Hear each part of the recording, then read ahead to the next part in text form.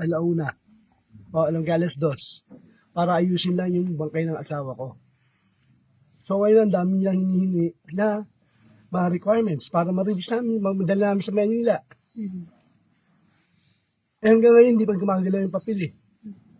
Sir, ang sinabi po kasi ay nag-ano po kayo, nag-waiver po kayo, pero pinapa-autopsy po kasi yung asawa O, niyo. sabi ko nga, ito na nakita naman, pinakita ko na sila yung yung bangkay.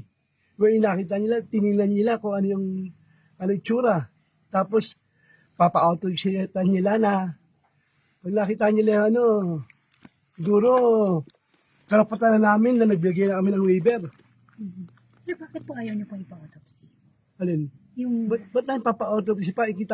Nakita mo na yung sarili niya na hiwain mo pa? Ito na, kasi nakita na ako na in-autopsy, binubuksan buo. Tapos biyaan lang, iiwan na lang yung mga mag-autopsy. Ikaw ba gusto mo namatay ka na? Gusto pang yun? Gusto mo makita pa na naghirap na yung tao tapos hiwain mo pa? Para lang maano? Ano ang dahilan na wala naman sila nakita foul play?